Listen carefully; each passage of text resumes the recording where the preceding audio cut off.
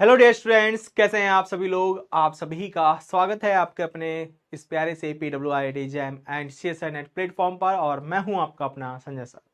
तो देखिए, आज हम स्टार्ट करेंगे एक नया टॉपिक, मतलब कि नया चैप्टर, पावर सीरीज।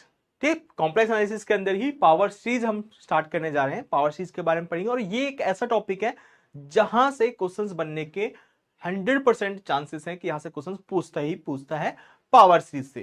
ठीक, कॉम्प्लेक्स एनालिसिस के अंदर भी पावर सीरीज से क्वेश्चन बनता है।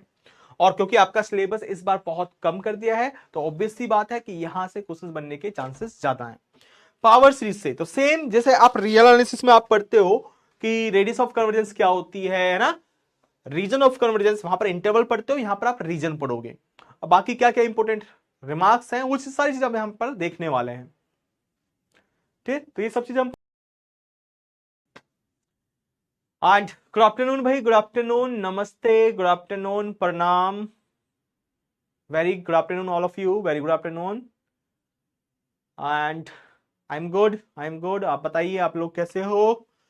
तो देखिए, पावर सीरीज हम पढ़ेंगे, तो उससे पहले आई होप पिछली क्लास में आपने देखा वो सबको क्लियर होगा। पिछली क्लास का सबको क्लियर होगा। पिछली क्लास में हमने क्या पढ़ा था भाई?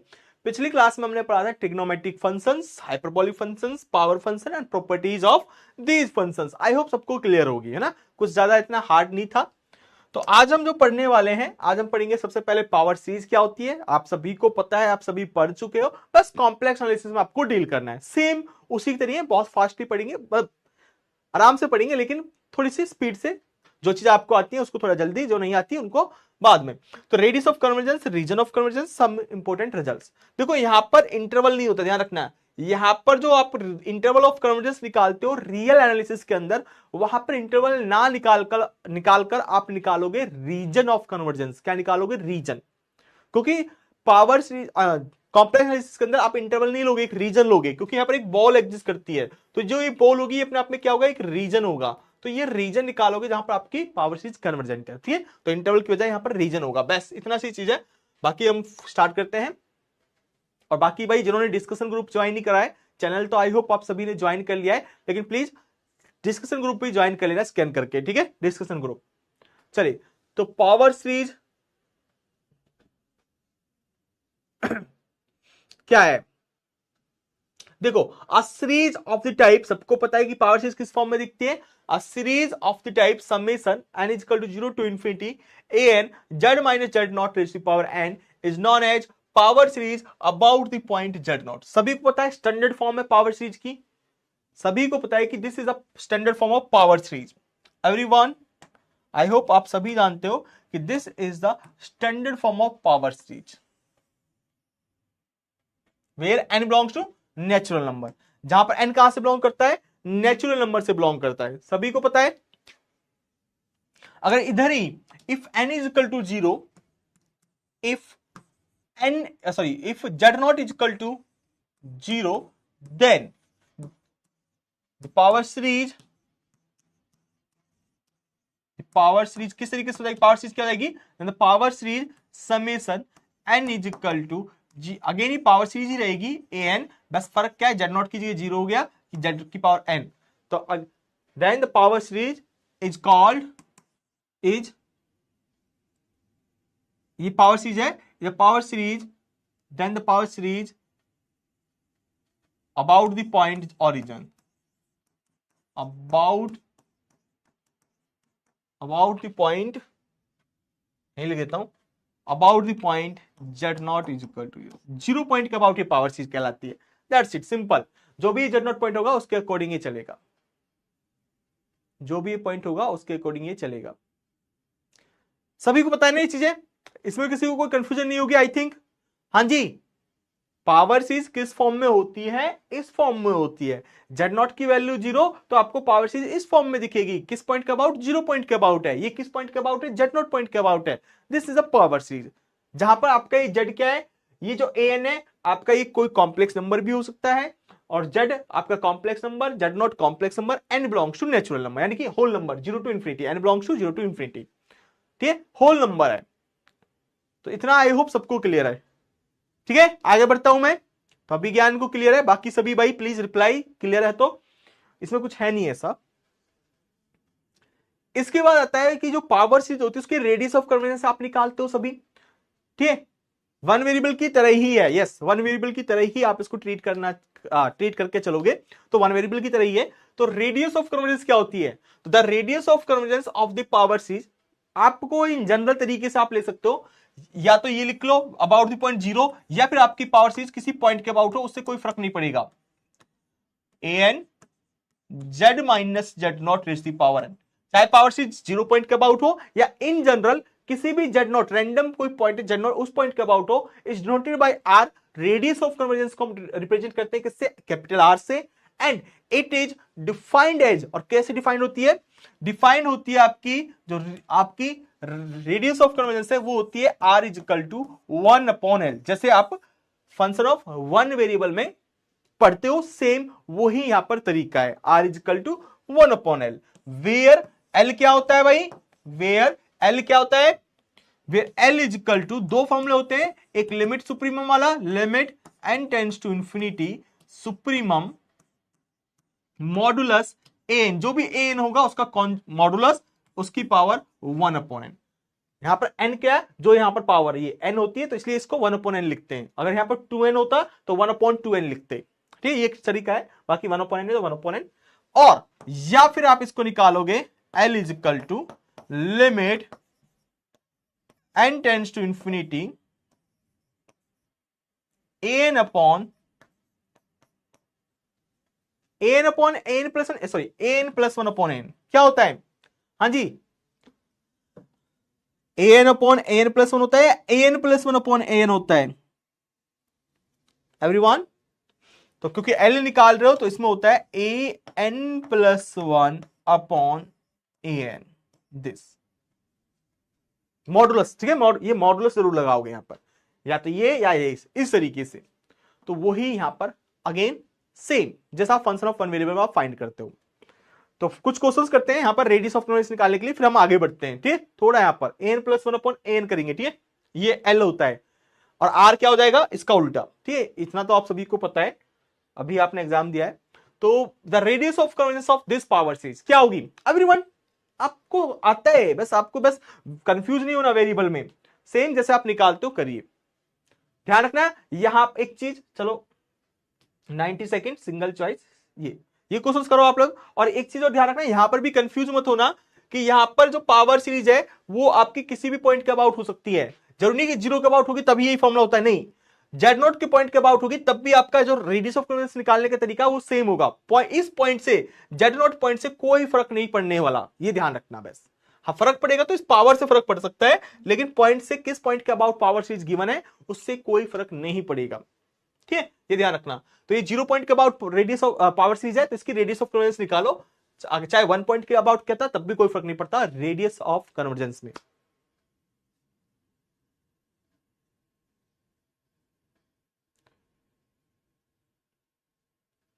ठीक है, ए एन प्लस 1/an होता है, वेरी गुड, बहुत अच्छे।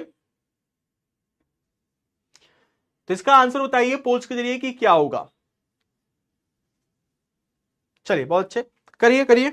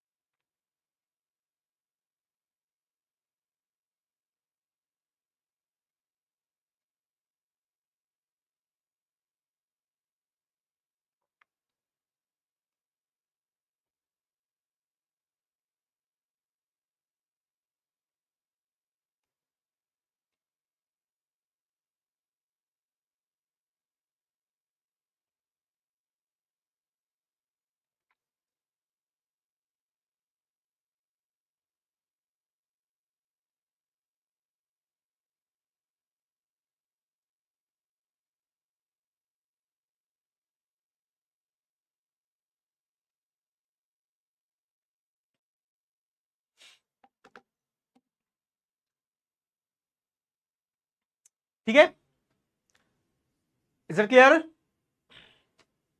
चलो, तो क्या आया भाई, आंसर क्या आया एवरीवन? यहां पर इसको कंपेयर करोगे तो एन कितना है, एन है, एन कितना है, एन है।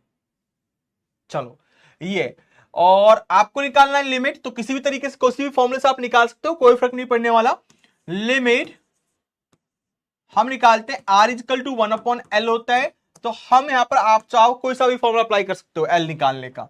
तो मैं सिंपल यहां पर, क्योंकि एन है सिंपल वाला है, तो मैं ये वाला सेकंड फॉर्मूला अप्लाई कर लेता हूं। तो देखो सिंपल हो, पावर यहां पर एन में पावर इन्वॉल्व ना हो, एन पावर इन्वॉल्व ना हो, तो आप direct simple formula limit N tends to infinity an+1/an का मॉडुलस, इसको यूज क्या करो। तो इसको यूज करोगे तो क्या आएगा, ये सिंपल हो जाता है, इसके लिए सिंपल आता है कैलकुलेशन, ऊपर n+1, क्योंकि n+1 पुट करोगे तो n की जगह n+1/n, तो इसको सेपरेट कर दो। मॉडुलस देखो, मॉडुलस लगाने का कोई फर्क नहीं पड़ेगा अब यहाँ पर, क्योंकि ये पॉजिटिव ये भी पॉजिटिव है, तो डायरेक्ट मॉडुलस लगाओ चाहे मत लगाओ, अब कोई फर्क नहीं पड़ेगा। तो इसको बन जाएगा 1+1/n, n tends to infinity करोगे तो ये आपका आ जाएगा 1 आंसर। ठीक, तो एल की वैल्यू आ गई 1, तो आर कितना हो गया 1/L 1, यानी कि 1। तो रेडियस ऑफ कन्वर्जेंस कितना है, इसका आंसर बी ऑप्शन, यानी कि 1। बहुत फास्टली आपने कर लिया होगा। तो लगभग 63% लोगों का सही जवाब है, जिसमें ए पर गए 22.73। ए तो हो ही नहीं सकता भाई, कौन सी दुनिया में हो आप लोग। ठीक है, तो यहां पर ध्यान दो, सही जवाब दिया है अभिज्ञान, प्रियांशु, सस्मिता, बलजीत, सहनाज, संतोष, आयुष्मान, अक्षत, प्रीति एंड अंकित। ठीक है, इन लोगों का सही जवाब है। चलिए बहुत अच्छे। Next question, the radius of convergence of n factorial into z raise to the power n, इसका क्या होगा भाई एवरीवन, इसको करिए भाई। चलिए इसके लिए भी 90 सेकंड का टाइम, 60 सेकंड काफी है। Single choice start poll, everyone do it. क्या है पर देखो, एन यहां पर क्या है, एन यहां पर एन फैक्टोरियल, तो यहां पर भी क्या जी पर जाएगा सेकंड फॉर्मूला, क्योंकि यहां पर एन जो टर्म है एन, उसमें पावर इन्वॉल्व नहीं है, तो इसलिए आप सेकंड फॉर्मूला यूज करो, सेकंड फॉर्मूला यूज करो। ठीक है, करो।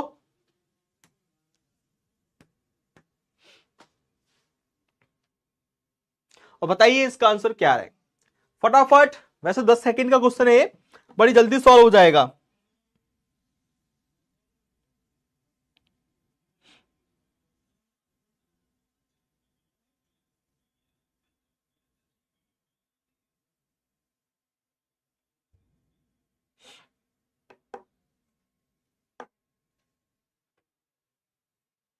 करो फास्टली।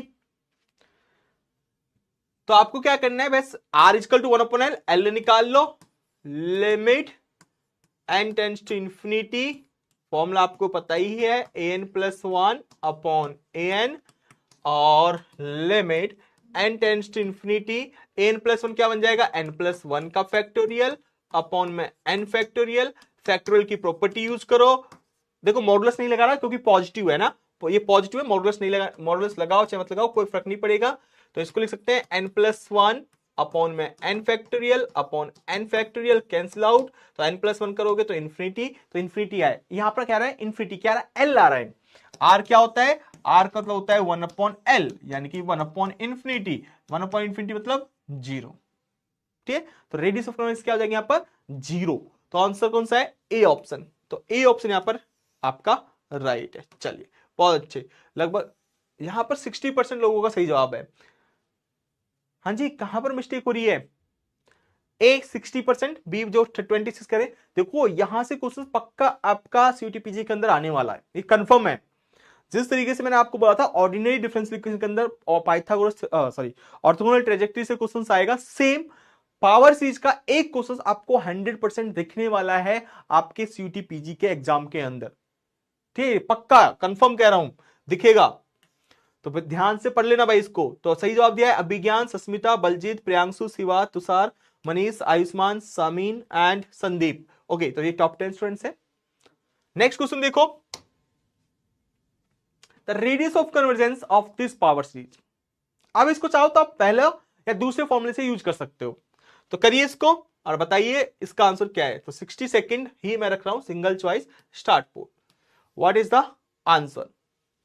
यहां पर अगर आप कंपेयर करोगे तो एन जो आया है आपका, अगर देखो पावर सीरीज आपकी 0 पॉइंट के अबाउट ही है, तो -3 की पावर है ये। तो आप इसको चाहो तो फॉर्मूला नंबर 1 जो लिमिट सुप्रीमम वाला था उससे अप्लाई कर सकते हो, या चाहो तो सेकंड से कर सकते हो। ठीक है, सेकंड जो अभी तक हमने 2 क्वेश्चंस किए थे, तो आप जिसका आपका जो मैंने आप उससे करिए, मैं आपको इसको कहता हूं सुप्रीमम से। तो एल वाला मैं निकालता हूं limit n tends to infinity supremum modulus N raise the power 1 upon N. ठीक, ये चीज है, आप भी करो भाई। बाकी आपको एक limit n tends to infinity supremum N कितना है, 3 रेज द पावर -n।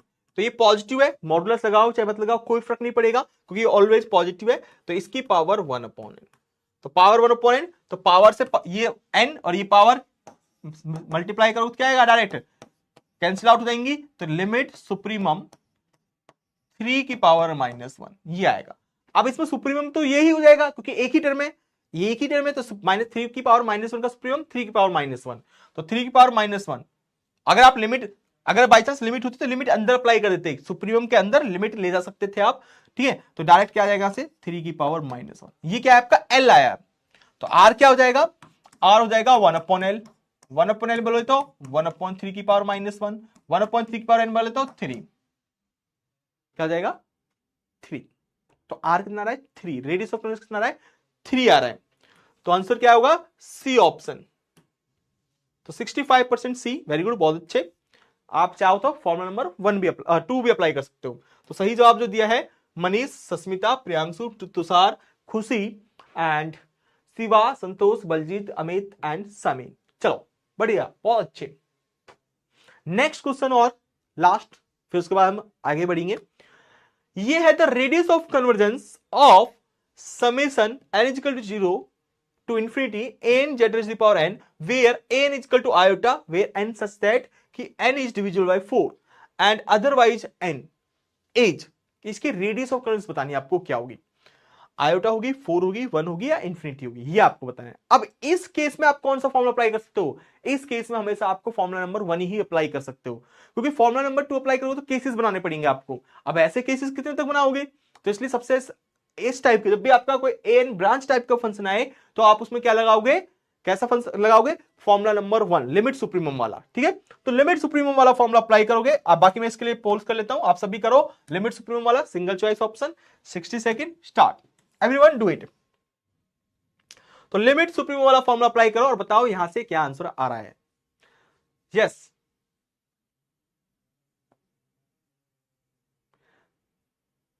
मेरा पोल बार बार इनएक्टिव हो जा रहा है भाई, देखो उसमें क्या प्रॉब्लम है, आपकी साइड से प्रॉब्लम है।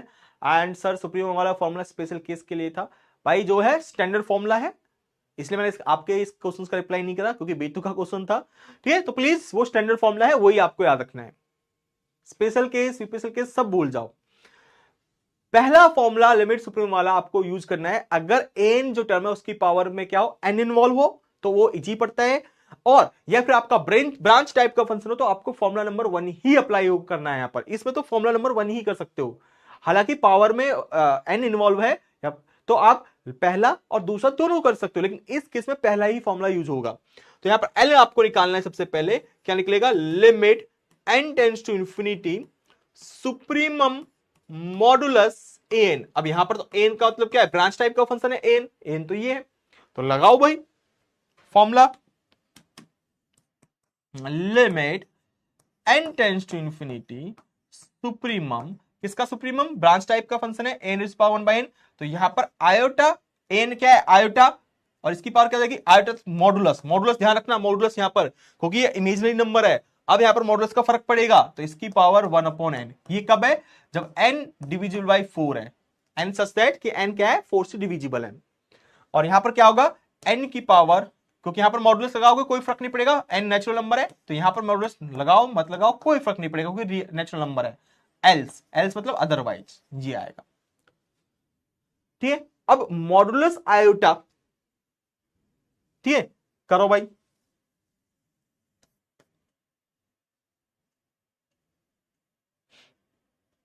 और n की पावर 1 पर, अब इस लिमिट को अंदर ले जाओ, ये सुपीरियर में ऐसे ही रहेगा, आप इसको आप लिमिट को अंदर लेके जा सकते हो, तो लिमिट अंदर लेके जाओगे तो मॉडुलस आयोटा मतलब 1, तो 1 की पावर 1/n, 1 की पावर इंफिनिटी, 1 की पावर इंफिनिटी मतलब क्या है, 1 को इंफिनिटी बार तक आप मल्टीप्लाई करो तो हमेशा 1 ही रहने वाला है, इसमें कोई फर्क नहीं पड़ेगा। कब?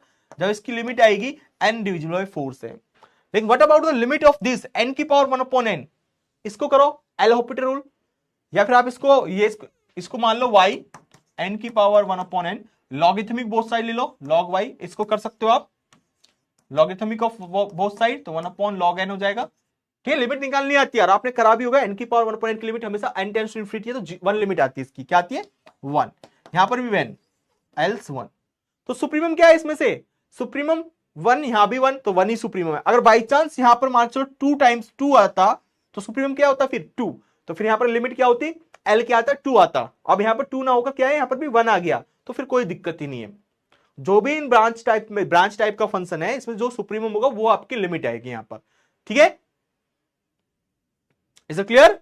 चलो, तो ये चीज करना है, बाकी लिमिट आप निकाल लेना है यहां पर। ये n tends to infinity L'Hopital rule लगेगा, log इंफिनिटी बाय इंफिनिटी, तो log अपॉन का 1/n, 1 का 1, ये log y बनेगा, लिमिट अप्लाई करोगे तो y ये इंफिनिटी बन जाए, n टेंड्स टू इंफिनिटी 0 बनेगा, e की पावर 0, तो y की वैल्यू 1। ठीक है, इस तरीके मतलब लिमिट की value, limit n tends to infinity, इस तरीके से आएगा, बात कर लेना वो चीज। तो ये अब यहां पर देखो दोनों में 1 1 आ रहा है, तो सुप्रीमम कौन सा है 1, दोनों ही ब्रांच सेम है तो सुप्रीमम खुद ही हो जाएगा। अगर बाई चांस यहां पर 2 होता है या ऊपर वाले में 2 होता, यहां पर मॉड आयोटा की जगह क्या होता, आयोटा की जगह कुछ और होता तो गड़बड़ है। ठीक है, अगर मैं इस आयोटा की जगह लिख दूं आयोटा इंटू में 2 रेज़ द पावर 1/n, ये लिख देता 2 की पावर n, तो क्या होता, तो भाई आयोटा का मॉडुलस 2 की पावर n मॉडुलस होता, सेपरेट कर सकते थे, 2 की पावर 1/n 2 आता, यहां पर 2 और आता, यहां पर 2 और आता, 2 आता, तो 2 आता, 2 आता, सुप्रीमम कौन सा होता है फिर यहां पर, सुप्रीमम क्या आता है 2 आता, तो इसकी जो रेडियस ऑफ कन्वर्जेंस होती वो क्या होती 2 होती, रेडियस ऑफ कन्वर्जेंस क्या होती 2 होती। ठीक है, तो इस तरीके से आपको चलना है, ध्यान रखना, बाकी मैं ये क्वेश्चन सेम रख रहा हूं, यहां पर जो भी चेंज होगा उसके अकॉर्डिंग आपको चलना है। Is it clear? तो यहां पर आपका एल कितना आ गया, एल आया है 1, सुप्रीम क्या है यहां पर 1, तो रेडियस ऑफ कन्वर्जेंस क्या आएगी 1, क्योंकि 1/r क्या होता है 1/l, तो 1, तो ऑप्शन सी, तो सी ही यहां पर ट्रू है, तो 36% यहां पर कह रहे हैं सी, बाकी मैक्सिमम आप लोग कह रहे हो ओके 26B 26A, मतलब तुक्का मारा है, ठीक है कोई बात नहीं।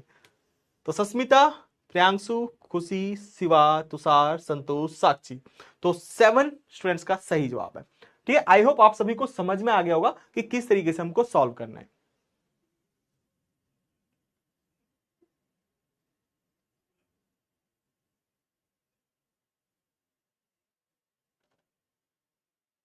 Is it clear everyone? I hope clear होगा सभी को।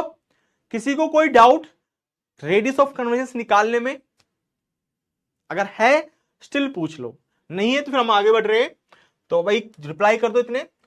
अच्छा, बाकी चीजें आपको सभी को पता है ये चीज, तो कि अगर ये 0 पॉइंट के अबाउट लिखा है, अगर आप किसी को इसको रैंडमली किसी भी जो पॉइंट के अबाउट लिखो तब भी ट्रू है, ठीक है, यहां पर 0 पॉइंट के अबाउट है, अगर ये Z0 पॉइंट के अबाउट होता तब भी ये ट्रू है। तो अच्छा, ये 0 पॉइंट के अबाउट है, we have are such that, अगर मान चलो ये पावर सीरीज 0 पॉइंट के about is convergent only for z is equal to 0, ये 0 पर कन्वर्जेंट है, तो इसका मतलब क्या है, इसकी जो रेडियस ऑफ कन्वर्जेंस है वो 0 होती है, सभी को पता है। 0 पॉइंट के अबाउट, आप 0 पॉइंट के अबाउट रखो, यहीं से क्वेश्चन आएगा आपका, ये कन्वर्जेंट है हर एक कॉम्प्लेक्स नंबर के लिए, पावर सीरीज कन्वर्जेंट है, देन रीजन ऑफ आपकी रेडियस ऑफ कन्वर्जेंस क्या होगी, इंफिनिटी होगी। ठीक है, एंड ये कन्वर्जेंट है, तो इसका अगर ये कन्वर्जेंट है for some non zero complex number, ये किसी नॉन जीरो कॉम्प्लेक्स नंबर के लिए कन्वर्जेंट है, तो उसकी जो जो पावर सीरीज होगी उसकी जो रेडियस ऑफ कन्वर्जेंस होगी वो एक फाइनाइट नंबर होगी, यानी कि 0 और इंफिनिटी के बीच का, यानी कि एक फाइनाइट नंबर होगा। ये सेम चीजें हैं जो आप पढ़ते आ रहे हो, वही चीज 0 पॉइंट के अबाउट पावर सीरीज है, तो 0 पॉइंट के अबाउट पावर सीरीज है और वो सिर्फ सिंगल पॉइंट पर कन्वर्जेंट है, तो उसकी रीजन ऑफ कन्वर्जेंट क्या होगी, जिस पॉइंट के अबाउट वो पावर सीरीज है, तो 0 पॉइंट के अबाउट पावर सीरीज है और ये 0 पर ही कन्वर्जेंट है, तो रेडियस ऑफ कन्वर्जेंट 0। ठीक है, हर एक नंबर पर कन्वर्जेंट है तो रेडियस ऑफ कन्वर्जेंट इंफिनिटी। अगर किसी एक कन्वर्जेंट है for some non zero complex number किसी नॉन जीरो कॉम्प्लेक्स नंबर के लिए कन्वर्जेंट है तो उसकी रीजन ऑफ कन्वर्जेंस क्या होगी, एक फाइनाइट नंबर होगा, और हो सकता है वही नंबर हो जाए। ठीक, मे बी पॉसिबिलिटी, बाकी इतना कुछ इंपॉर्टेंट है नहीं है, बस आपको ये थोड़ा याद रखना है। ठीक है, चलो बलजीत आयोटा वाला पार्ट बता दीजिए। आयोटा वाले पार्ट में क्या बताना है मुझे बताओ पहले। आयोटा वाले पार्ट में बताना क्या है, क्या बताऊं मैं इसमें, मुझे बताओ इसमें बताऊं क्या, क्या बताना है आपको, क्या समझ में नहीं आया, क्योंकि मुझे तो ये समझ में नहीं आ रहा मैं आयोटा वाले में बताऊं क्या, आयोटा वाले पार्ट में बताना क्या है आप लोगों को। हाँ जी, देखिए इस क्वेश्चन को, मुझे बताओ कि आयोटा वाले में मैं क्या बताऊं आपको।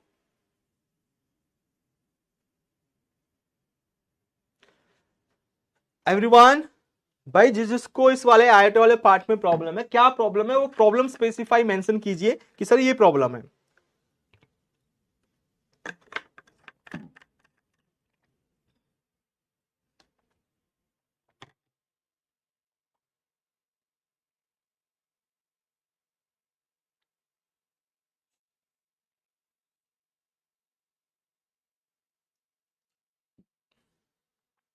मॉडल्स निकालना आता है, ये क्या लिखा हुआ है, ये क्या लिखा हुआ है भाई, मॉडुलस ऑफ आयोटा इसकी power 1/n। Modulus of iota का मतलब क्या होता है, इसको भूल जाओ। चलो, आयोटा का मॉडुलस क्या होता है भाई, what is the modulus of iota, यानी कि आयोटा एक कॉम्प्लेक्स नंबर है, इसका ओरिजिन से डिस्टेंस क्या है, यही चीज मैं आपको बता रहा था। आयोटा का मैग्नीट्यूड, रियल पार्ट क्या है इसका, उसका स्क्वायर करो, प्लस इमेजिनरी पार्ट क्या है यहां पर उसका स्क्वायर करो एंड अंडर रूट कर दो, क्या आएगा भाई, इसका क्या होता है magnitude. Everyone, what is the magnitude of iota,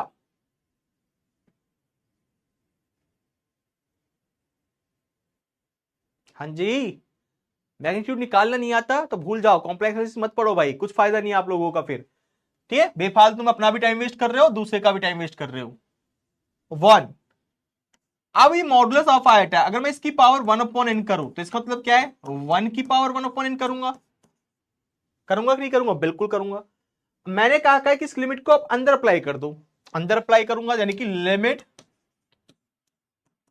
iota की पावर 1/n, लिमिट मतलब n टेंड्स टू इंफिनिटी, इसका मतलब लिमिट 1 की power 1/n, n tends to infinity. करो, क्या आती है भाई लिमिट, 1 की पावर 1/n, इसकी लिमिट क्या आएगी,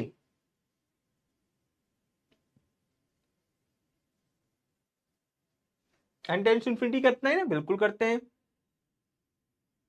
करो भाई, लिमिट निकालनी तो आती है, 1 n tends to infinity 1/infinity, बोले तो 1/0, और 1 की पावर 0 मतलब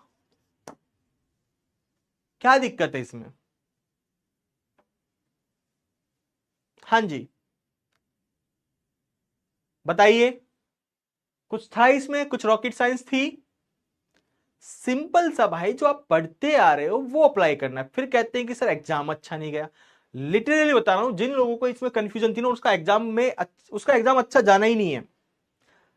ये वर्डिंग जो मैं बोल रहा हूं बिल्कुल इसलिए नहीं बोल रहा कि आपसे ये चीज नहीं निकली, क्योंकि आप अभी आईआईटी जैम का एग्जाम देकर आए हो, आपको मैग्नीट्यूड नहीं पता, आपको लिमिट, मैग्नीट्यूड चलो नहीं पता होगा पहले, अब तो पता चल गया इतना सा, और ये कितनी बार पढ़ चुके हैं, लेकिन लिमिट निकालनी नहीं आ रही, तो भैया फिर आपने क्या ही करा होगा एग्जाम में, आप खुद देखो।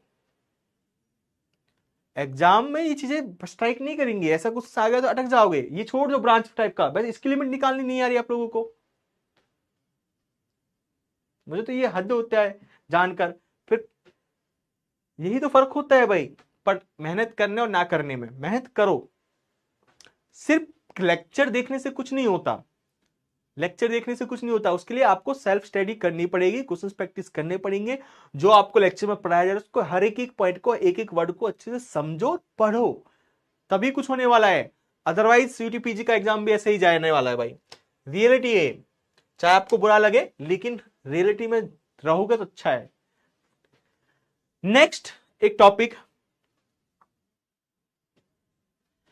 सपोज, देखो थ्योरम नंबर 1, थ्योरम नंबर 2 बड़ी सिंपल सी थ्योरम्स हैं, थोड़ा ध्यान देकर यहां पर सुनो भाई, कि suppose summation N zero to infinity N Z minus Z naught raise the power N, ये क्या power series about the point Z not.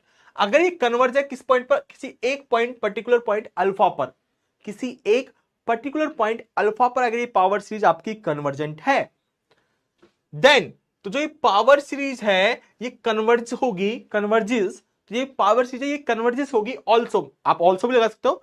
Then this power series converges at Z minus Z naught. ध्यान रखना है यहाँ पर Z note का मतलब क्या है, जिस पॉइंट के अबाउट पावर सीरीज है, पावर सीरीज किस पॉइंट के अबाउट है, जेड नोट के अबाउट। तो जो जेड वो कॉम्प्लेक्स नंबर जिस पॉइंट के अबाउट है, जेड नोट पॉइंट के अबाउट, तो इसका जो मैग्नीट्यूड है, तो जो पावर सीरीज है एक पॉइंट पर अगर कन्वर्जेंट है तो बहुत सारे पॉइंट्स होंगे जहां पर पावर सीरीज कन्वर्जेंट होगी, और वो पॉइंट्स क्या होंगे, उन वो सारे कॉम्प्लेक्स वो जेड होंगे, वो सारे कॉम्प्लेक्स नंबर जिसका जेड नोट से डिस्टेंस, जिस पॉइंट के अबाउट पावर सीरीज है, उसका जो डिस्टेंस है वो हमेशा कम होना चाहिए किस पर, अल्फा माइनस जेड नोट, इसके डिस्टेंस से कम होना चाहिए। ऐसे कॉम्प्लेक्स नंबर जिसका ओरिजिन से डिस्टेंस क्या हो, कम हो, कितना कम हो, इसमें इसके डिस्टेंस से कम हो, इसका जो डिस्टेंस आएगा ओरिजिन से जेड का, वो सारे कॉम्प्लेक्स नंबर जिसका ओरिजिन यानी सॉरी ओरिजिन नहीं, यहां पर जेड नोट से डिस्टेंस जो होगा वो कितना कम होना चाहिए, किससे, इस जो भी ये वैल्यू आएगी अल्फा माइनस जेड नोट का मैग्नीट्यूड जो आएगा। तो जो भी यहां पर जेड की ऐसी वैल्यू आएंगी उनके लिए पावर सीरीज कन्वर्जेंट होगी। अभी मैं आपको एग्जांपल कराऊंगा, आपको समझ में आएगा, ठीक है। और डाइवर्जेंट कब होगी, लेस देन के लिए क्या है, कन्वर्जेंट, तो यही अगर ग्रेटर देन हो जाए तो डाइवर्जेंट हो जाएगा। इक्वलिटी पे चेक करना पड़ेगा, इक्वलिटी पे आपको चेक करना पड़ेगा, इक्वलिटी पे हम कुछ नहीं कह सकते, कन्वर्जेंट भी हो सकती है डाइवर्जेंट भी हो सकती है, ठीक है।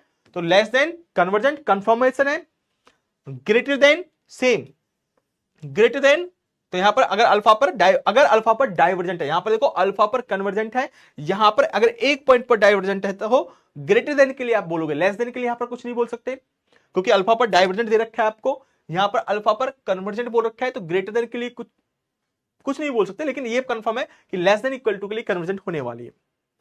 Same greater than equal to के लिए डाइवर्जेंट होगी अगर अल्फा पर डाइवर्ज है तो, ठीक है। ये चीज 2 पॉइंट, इक्वलिटी पे आप कुछ नहीं कह सकते कि इक्वल पर क्या कहोगे, अगर इक्वल हो गया तो, ठीक है, कन्वर्जेंट भी हो सकती है डाइवर्जेंट भी हो सकती है। चलो आगे बढ़ते हैं। जैसे एक क्वेश्चन था आपका ये, इफ द सीरीज दिस, ये किस पॉइंट का अबाउट है, 2 पॉइंट का अबाउट है, जेड नोट की वैल्यू यहां पर क्या है 2, ठीक है। तो जेड नोट की वैल्यू यहां पर क्या है, here Z naught is equal to 2, this is the power series about the point 2, convergent at किस पर है, जेड इज इक्वल टू -5, यानी कि अल्फा की वैल्यू क्या हो गई, यहां पर जो अल्फा की वैल्यू है ये पावर सीरीज जो है ये इस -5 पर कन्वर्जेंट है। Then the series is also convergent at Z equal to 5, Z equal to 9, Z equal to -6, Z equal to 12, कि जो ये पावर सीरीज होगी ये आपकी किस और पॉइंट पर कन्वर्जेंट होगी।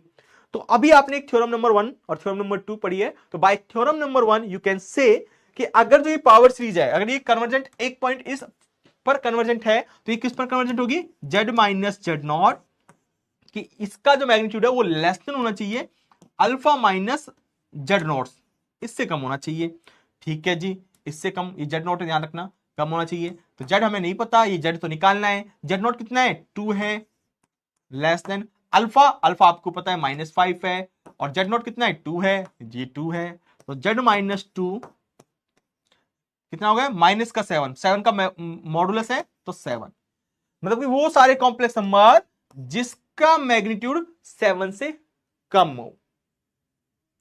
अब ये मत कर देना, यहां पर ये इंटरवल नहीं है, ये क्या है, ये अपने आप में एक बॉल है, कैसी बॉल, जिसका सेंटर कहां पर है 2 पर, रेडियस कितनी है 7, तो क्या बनेगा अगर आप इसको बॉल बनाओगे तो ये इस तरीके से बॉल बनेगा,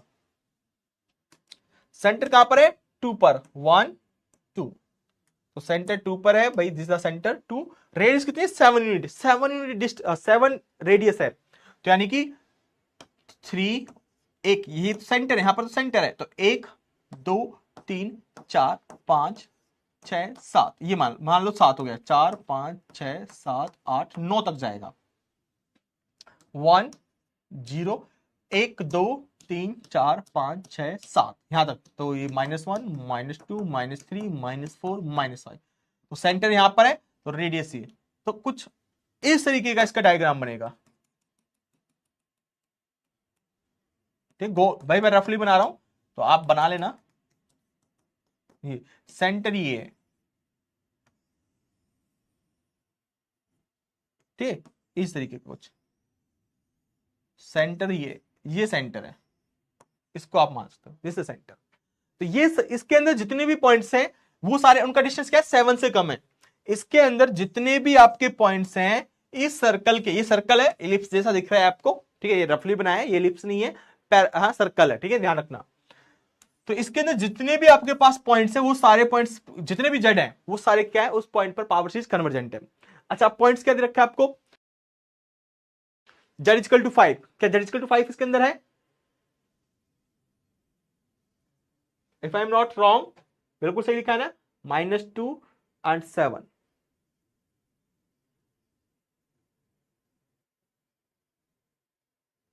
ठीक है, बिल्कुल है, जेड इक्वल टू 5 इसके अंदर है, बिल्कुल ठीक है। जेड इक्वल टू 9 क्या इसके अंदर है, 9, 9 बाउंड्री पर है, 9 बाउंड्री पर है, अंदर नहीं है।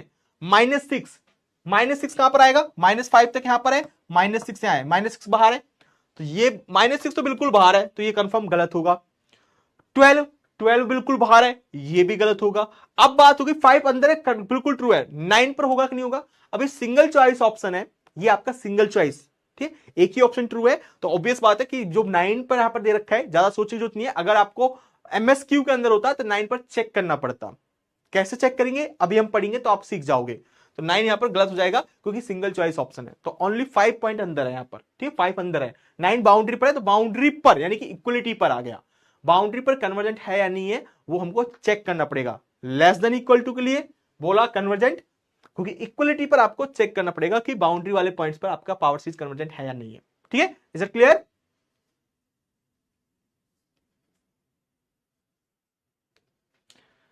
यस, कोई डाउट इसमें,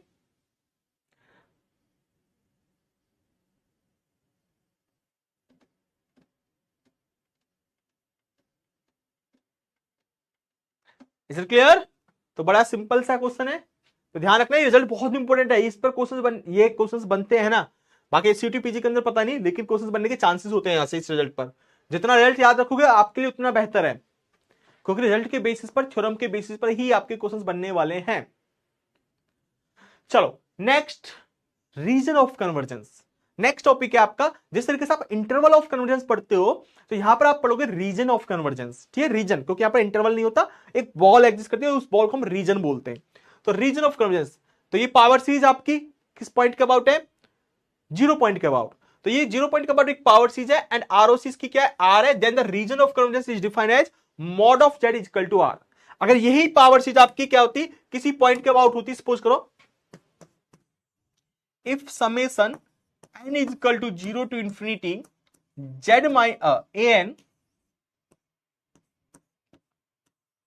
an z minus z naught raised की पावर n, ये है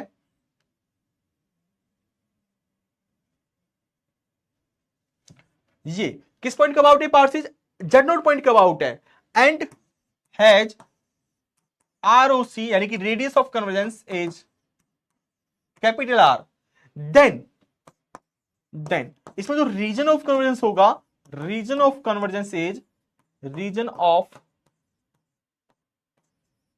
ये convergence, region of convergence is क्या होगा यहां पर हो जाएगा मॉड ऑफ जेड, जो भी आपका जिस पॉइंट का अबाउट है जेड नॉट, तो जेड माइनस जेड नॉट आएगा। यहां पर क्या था देखो, यहां पर आपका 0 था, मॉड ऑफ जेड खाली मॉड ऑफ जेड, यानी कि जेड माइनस 0, वो छुपा हुआ है, दिख नहीं रहा आपको, क्योंकि जेड नॉट की वैल्यू क्या है, 0 है, तो मॉड ऑफ जेड बन जाएगा mod of Z minus Z naught less than R. ये तो कंफर्म होगा रीजन ऑफ कन्वर्जेंस, लेकिन आपको बस मेक श्योर करना है कि यहां पर बाउंड्री पर और चेक करना है, ठीक है। नॉट करके आप यहां लिख सकते हो, नॉट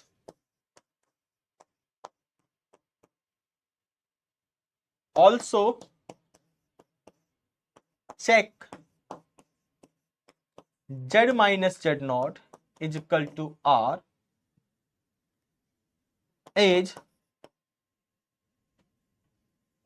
पॉइंट ऑफ कन्वर्जेंट और naught is point of convergent, short में लिख रहा हूं जो भी है, ठीक है, कन्वर्जेंट, पॉइंट ऑफ कन्वर्जेंट और not.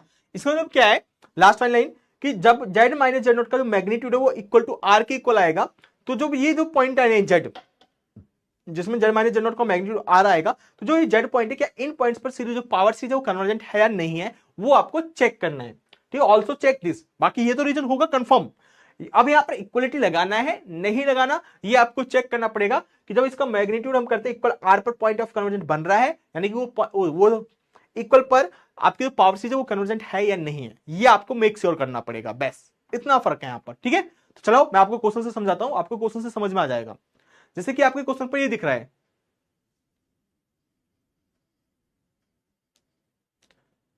Sir by putting options in Z minus Z naught less than 7 we can directly, भाई डायरेक्टली कैसे कहोगे सिवा, जेड माइनस जेड नॉट आप डायरेक्टली कैसे कहोगे, मुझे ये समझाओ।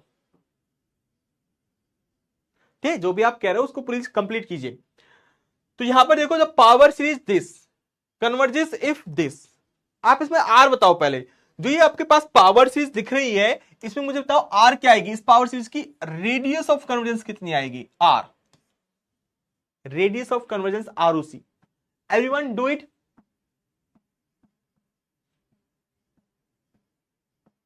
हाँ जी, आर कितना आएगा, इतना तो कंफर्म है, तो 2 आएगा या √2 आएगा, क्योंकि यहां पर क्या है 2, क्योंकि इसकी जो रीजन ऑफ कन्वर्जेंस पूछा है हमसे, रीजन ऑफ कन्वर्जेंस, ये जो पावर सीरीज कन्वर्जेंस होगी इफ कब कन्वर्जेंट है, ये रीजन ऑफ कन्वर्जेंस दे रखा है जहां पर पावर सीरीज कन्वर्जेंट है, तो ऑब्वियस है Z minus Z naught, Z naught यहां पर 0 है, तो this is less than R, ये होगा, यानी कि मॉड ऑफ जेड आर होगा।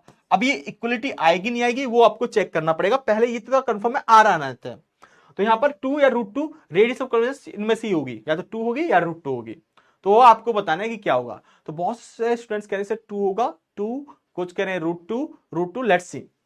यहां पर जो आपकी पावर सीरीज है वो किस फॉर्म में है, ये पावर में 2n है, स्टैंडर्ड फॉर्म में नहीं है। तो मैंने आपको अभी स्टार्टिंग में बोला था स्टैंडर्ड फॉर्म में ना हो, तो यहां पर जो n आपको गिवन है वो 2 की पावर -n है। आप इससे आप डायरेक्ट r निकालो, तो इससे r में निकाल, मैं इसको R1 नाम दे रहा हूं अभी के लिए। मैं आपको एक शॉर्टकट मेथड बता रहा हूं, आपको अगर पता हो limit n tends to infinity, या फिर आप लिमिट सुप्रीमम वाला निकालो, limit n tends to infinity supremum modulus of an raise to power -1, ये निकालो। अब आप -1/n कर रहे हो, देखो मैंने क्या कहा था, यहां पर 2n है तो आपको 2n करना पड़ेगा। बाय डेफिनेशन ये कहती है कि अगर यहां पर z की पावर 2n है तो आपको यहां पर अगर ये वाला फॉर्मूला अप्लाई कर रहे हो तो यहां पर आपको -n की जगह 2n करना है, क्योंकि यहां पर इस 2n को आप m भी मान सकते हो, जैसे आप करते हो रियल के अंदर, 2n को m मान लो, इसको m में कन्वर्ट कर लो, वो तरीका। या फिर आप यहां पर डायरेक्ट -1/2n, डायरेक्ट शॉर्टकट तरीका कि आप इसको इन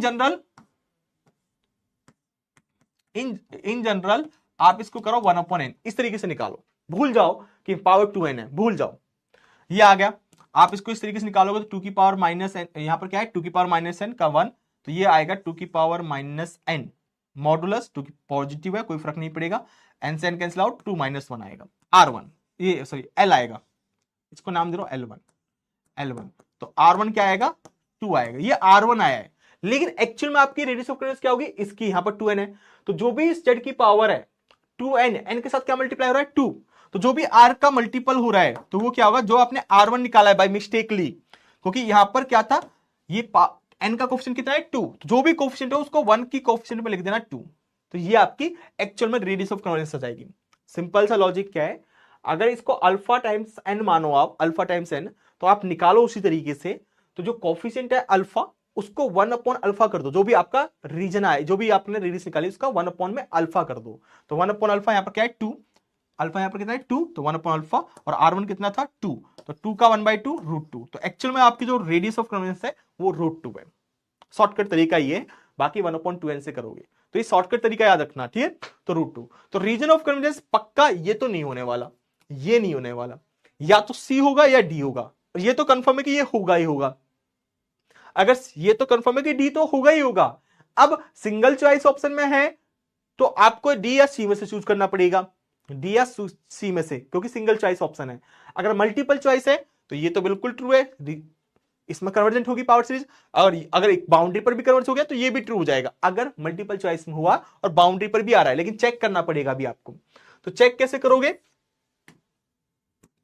तो पावर सीरीज को कुछ नहीं है, एब्सोल्युटली कन्वर्जेंट चेक करो। एब्सोल्युटली कन्वर्जेंट मतलब n is equal to 0 to infinity, जो भी 2 की पावर -n है इसका मॉडुलस लेना है आपको, ठीक है, 2 की पावर n मॉडुलस और z 2 की पावर n इसका मॉडुलस, ठीक है। ये क्योंकि इक्वलिटी चेक आपको कहां पर चेक करना है, mod of z minus z naught is equal to r, तो इसलिए मॉडुलस ले लो। तो ये मॉडुलस लोगे इससे कोई फर्क पड़ेगा, an पर कोई फर्क नहीं पड़ेगा क्योंकि पॉजिटिव है, पॉजिटिव रहेगा। मॉड ऑफ z 2n हो जाएगा। हालांकि यहाँ पर ट्रायंगल इक्विटी लगेगी, हालांकि यहाँ पर ट्रायंगल इक्विटी लगेगी, ऐसे ही आएगा, लेकिन आपको बस डायरेक्ट इस पर क्या करना है, इन शॉर्ट आपको जो भी z दे रखा है, ये है इसका मॉड ऑफ z 2n कर देना है, बस दैट्स इट। और मॉड ऑफ z कितना है, r कितना है, √2 पुट कर दो मॉड ऑफ z की जगह, दिस इज इक्वल टू 0, 2 की पावर √2, 2 की पावर 1/2, तो 2 की पावर n बन जाएगा, ठीक है, क्योंकि √2 है 2। ये इन शॉर्ट हम, क्योंकि हम पर्टिकुलर एक पॉइंट पर चेक कर रहे हैं इसको, एक पर ट्रू है तो बाकी सब पे ट्रू हो जाएगा ऑटोमेटिकली, क्योंकि बाउंड्री के एक पॉइंट पर चेक कर रहे हैं हम, ठीक है। तो मॉड ऑफ z की जगह मैंने 2 पुट कर दिया, तो 2 की पावर n माइनस 2, तो यहां पर क्या बन जाएगा, 2 की पावर 0 यानी कि 1, this power series becomes like n 0 to infinity and 1 plus 1 plus 1 plus 1, किस पॉइंट पर, एक पर्टिकुलर एक पॉइंट पर हमने निकाला जब z का मैग्नीट्यूड क्या है, हम इस तरीके से कह रहे हो 2 की √2 है, या फिर हमने इसको यहां पर क्या करा, इन शॉर्ट z को √2 ले लो, क्योंकि z को अगर मैं √2 लूंगा तो z का मैग्नीट्यूड क्या होगा, √2 ही हो जाएगा, ठीक। तो पर्टिकुलर एक पॉइंट पर चेक कर लिया मैंने, दिखने में ऐसा लग रहा है कि मैंने हर एक पॉइंट पर चेक करा, लेकिन नहीं, इसको मैं आपको इन शॉर्ट में बता रहा हूं, शॉर्टकट तरीके से चलो, कि यहां पर जो भी z है, यहां जो z है, z की जगह √2 पुट कर दो, जो भी बाउंड्री वाला पॉइंट है यहां पर, क्योंकि आपको इस r पर चेक करना है, तो z की जगह √2 पुट कर दो, बस जैसे ही √2 पुट करोगे कैंसिल आउट होकर यहां पर ये बन जाएगा, ठीक। तो ये, तो इस पर क्या होगा, ये पावर सीरीज कैसी है, ये जो सीरीज है ये कैसी है, कन्वर्जेंट या डाइवर्जेंट, डाइवर्जेंट, ठीक है। n is equal to 0 to infinity, second step, और वो मैंने ठीक कर दिया, इतना क्लियर। तो 1 + 1 + 1 + 1 ये पावर, जो ये सीरीज बनती है, सीरीज कैसी होती है, सीरीज तो निकालनी आती है, सीरीज आप सीक्वेंस सीरीज आपने पढ़ा होगा, तो ये सिंपल सीरीज बन गई, now this is a simple series. और ये जो सीरीज होती है कैसी होती है, डाइवर्जेंट, क्योंकि इसकी जो nth टर्म है, जो कल आप पूछ रहे थे, इसमें क्या है, यहां पर आप देखोगे an क्या बन गया आपका, 1 बन गया, ये क्या 0 को कन्वर्ट कर रहा है, नहीं कर रहा, तो ये सीरीज कन्वर्जेंट हो सकती है कि नहीं हो सकती, सीरीज कन्वर्जेंट नहीं हो सकती, नॉट कन्वर्जेंट, डाइवर्जेंट नहीं बोल सकते, लेकिन ये कंफर्म है कि नॉट कन्वर्जेंट, क्योंकि ऑसिलेट भी हो सकती है, तो आप यहां बोल रहे हो नॉट कन्वर्जेंट, हालांकि हमें पता है कि डाइवर्जेंट है ना, हमें पता है, लेकिन आप डायरेक्ट लिखोगे नॉट कन्वर्जेंट, अगर रिजल्ट यूज कर रहे हो तो कन्वर्जेंट नहीं है, तो इसका मतलब ये गलत हो गया, तो डी ऑप्शन ट्रू हो गया। तो इस तरीके से बाउंड्री पर आपको चेक करना पड़ेगा, ओके।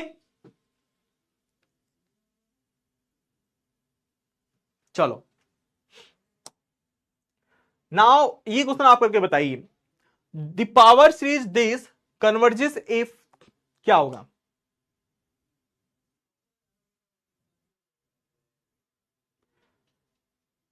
ठीक है, and we add 1 n times नहीं, इंफिनिटी टाइम्स, ठीक है, इंफिनिटी टाइम्स हम 1 को ऐड कर रहे हैं, तो that's why it is divergent, but आप डाइवर्जेंट ना बोलकर नॉट कन्वर्जेंट लिखो तब भी ट्रू है, ठीक है, हमें डाइवर्जेंट बताना ही नहीं है कि डाइवर्जेंट है, हमें सिर्फ ये चेक करना है कन्वर्जेंट है या नहीं है।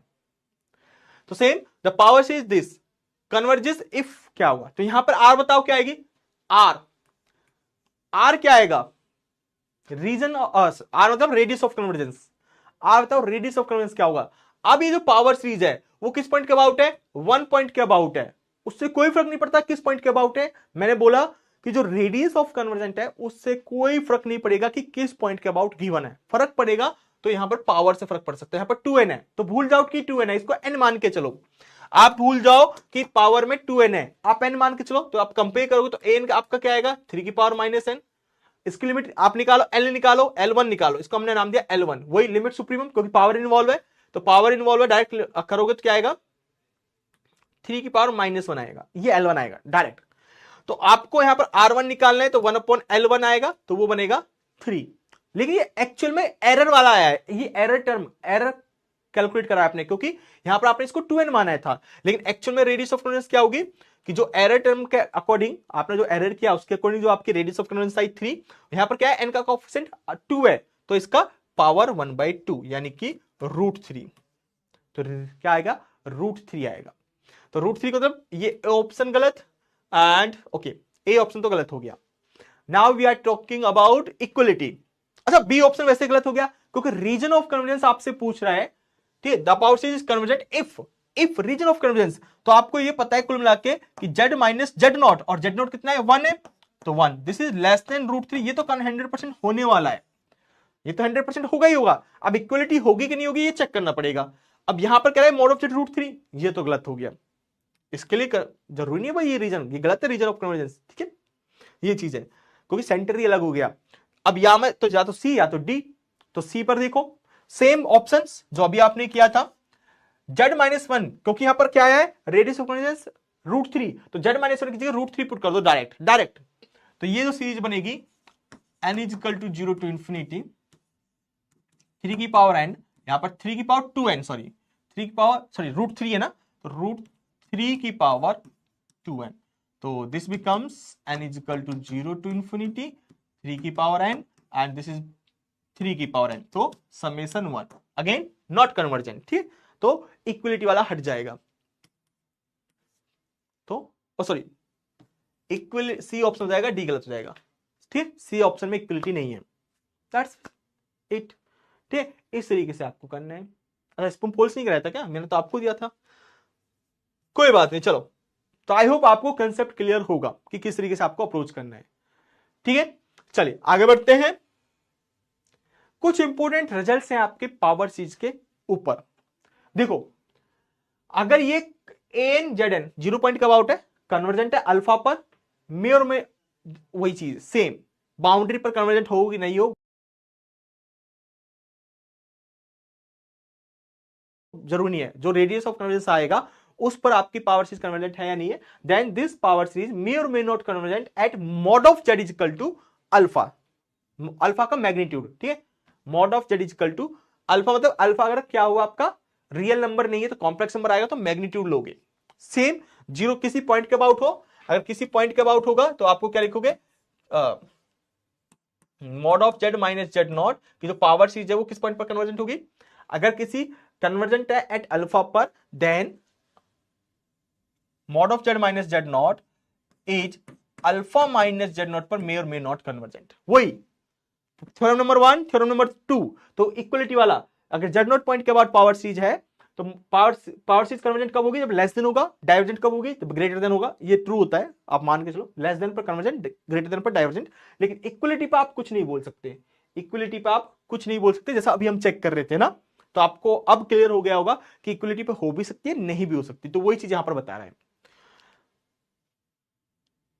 अगर ये जो पावर सीरीज 0 पॉइंट के अबाउट यहां पर गिवन है, has ROC R, then this is absolutely convergent for mod of z is less than r and is uniformly convergent for mod of z। ये आपके में आएगा नहीं इतना, लेकिन फिर भी याद रख लो कि अगर कोई पावर सीरीज 0 पॉइंट के अबाउट और उसकी रेडियस ऑफ कन्वर्जेंट कितनी है, r है, देन जो पावर सीरीज है वो एब्सोल्युटली कन्वर्जेंट होगी किसके लिए, अपने रीजन ऑफ कन्वर्जेंस में। जो रीजन ऑफ कन्वर्जेंस आएगा उसमें क्या होगी, एब्सोल्युटली कन्वर्जेंट, यानी कि कुल मिलाकर ये कह सकते हो mod of z absolutely convergent for mod of z less than r। अगर 0 पॉइंट किसी पॉइंट 0 पॉइंट के अबाउट हो तो आप क्या लिखोगे, mod of z minus z naught is less than r। तो पावर सीरीज एब्सोल्युटली कन्वर्जेंट होगी अगर पावर सीरीज किस पॉइंट के अबाउट हो, z नॉट पॉइंट के अबाउट। तो यहां पर z की क्या जाएगा, mod of z minus z naught less than r। And uniformly convergent होगी कब, यहां पर क्या जाएगा, mod of z minus z naught this is less than equal to small r। जो स्मॉल r है वो क्या होगा, कैप, जो एक्चुअल में जो रीजन ऑफ कन्वर्जेंस जो आपकी रेडियस आई है उससे छोटा होगा r, उसके लिए आप बोल सकते हो absolutely convergent, oh sorry uniformly convergent. Absolutely convergent r के लिए ही, और यूनिफॉर्मली कन्वर्जेंट किसके लिए, स्मॉल r के लिए, जहां पर r क्या होगा, स्मॉल r क्या होगा, कैपिटल R से छोटा होगा, ठीक है। ये चीज है बस नॉलेज के लिए, बाकी इतना कुछ है नहीं, मुझे नहीं लगता कि यहां से बनेगा, लेकिन फिर भी बन जाए तो आपको बता सकते हो डायरेक्ट रिजल्ट के बेस पर। सर बाउंड्री पर चेक करना जरूरी है हर को, भाई चेक तो करना पड़ेगा, अगर इक्वलिटी मेंशन है तो आपको हर एक बाउंड्री पॉइंट्स पर चेक करना ही पड़ेगा, ठीक है, बाउंड्री पॉइंट्स पर चेक करना पड़ेगा। और ट्रिक यही है कि एक ही पॉइंट पर चेक कर लो, जैसे मैंने अभी आपको कराए क्वेश्चन, 2 क्वेश्चन, ठीक है, उसी एक पॉइंट से, एक पॉइंट पर है तो बाकी सब पर नहीं होगा, ठीक है, वही चीज है। एक पॉइंट पर अगर कन्वर्जेंट नहीं है तो बाकी पॉइंट पर तो भी, जब एक पर कन्वर्जेंट नहीं तो मतलब कि बाकी पर तो चेक ही क्या करना। बाउंड्री के किसी भी सिंगल पॉइंट पर अगर डेफिनेशन डिस्कार्ड हो गई तो ऑब्वियस हो जाएगी। और यहां पर क्या होगा, अगर एक पॉइंट पर सेटिस्फाई होगी तो ऑटोमेटिकली सारे बाउंड्री पॉइंट पर सेटिस्फाई हो जाएगी। हालांकि उसको निकालना डिफिकल्ट होगा, लेकिन ऑटोमेटिकली सारे बाउंड्री पॉइंट्स पर भी कन्वर्जेंट हो जाएगी अगर एक सिंगल बाउंड्री पॉइंट पर कन्वर्जेंट हो गया तो। ठीक है, ये सिंपल पावर चीज है, इस केस में हो जाता है। तो ये आप मान के चलो। ओके, नेक्स्ट बहुत इंपॉर्टेंट थ्योरम, बाकी यहां से ठीक है अगर बन जाए तो। ये क्या कह रहा है, a n Z n has radius of convergence r. ये सिंपल पावर चीज है और 0 पॉइंट का अबाउट है। अगर इसकी रेडियस ऑफ कन्वर्जेंस क्या है, कैपिटल आर है, देन एन टाइम्स ए एन जेड यानी कि टर्म वाइज टर्म डेरिवेटिव। मैं पावर सीरीज में क्या कर रहा हूं, हर एक टर्म का डेरिवेटिव कर रहा हूं। इसका मतलब क्या होता है, टर्म वाइज टर्म डेरिवेटिव। ये हैज सेम, ये सेम है भाई, has same ROC that is R. अगर कोई पावर सीरीज है, चाहे 0 पॉइंट का अबाउट हो चाहे जेड नॉट पॉइंट का अबाउट हो, अगर आप टर्म वाइज टर्म डिफरेंशिएशन करो या उस पावर सीरीज का टर्म वाइज टर्म इंटीग्रेशन करो, जो एक नई सीरीज आएगी निकल के, इंटीग्रेशन करने के बाद या डेरिवेटिव करने के बाद जो नई सीरीज आएगी, तो रेडियस ऑफ कन्वर्जेंस पर कोई फर्क नहीं पड़ने वाला। जो पहली जो एक्चुअल में जो आपकी सीरीज गिवन थी पावर सीरीज, उसकी जो रेडियस ऑफ कन्वर्जेंस थी, जो नई पावर सीरीज आएगी टर्म वाइज टर्म डेरिवेटिव करके और टर्म वाइज टर्म इंटीग्रेशन करने पर जो नई सीरीज आएगी उसकी भी रेडियस ऑफ कन्वर्जेंस क्या होगी, सेम रहेगी।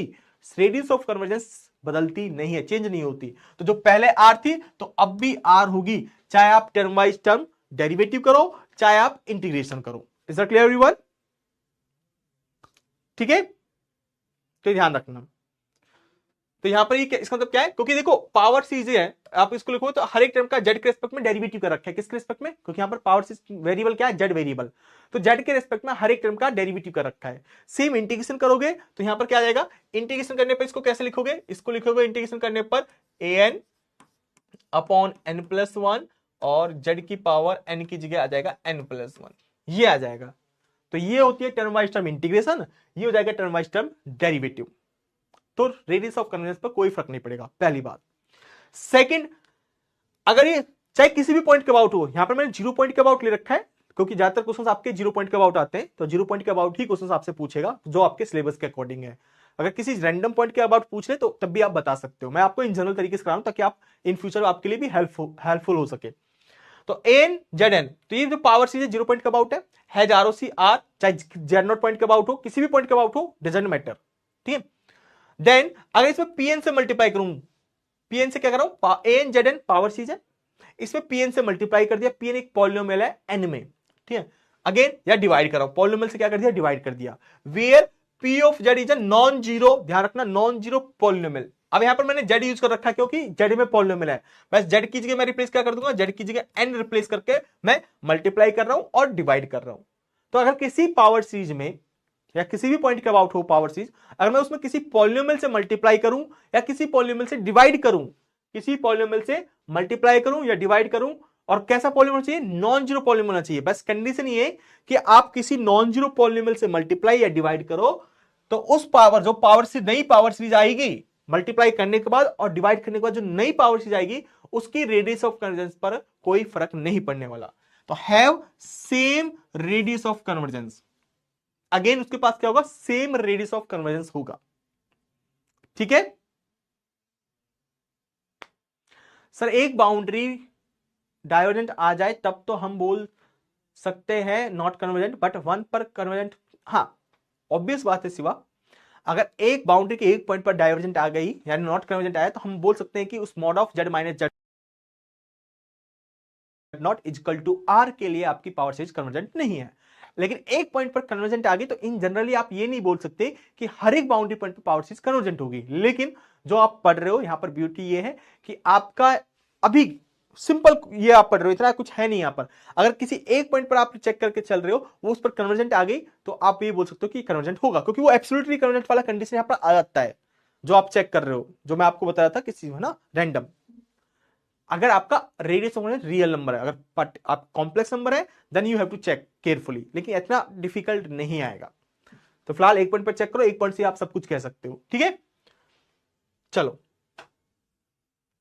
तो ये क्वेश्चन है, अभी आपने जो थ्योरम्स पढ़ी, term wise term derivative, term wise term integration and polynomial से मल्टीप्लाई करो, पॉलिनोमियल से डिवाइड करो, तो रेडियस ऑफ कन्वर्जेंस पर कोई फर्क नहीं पड़ता।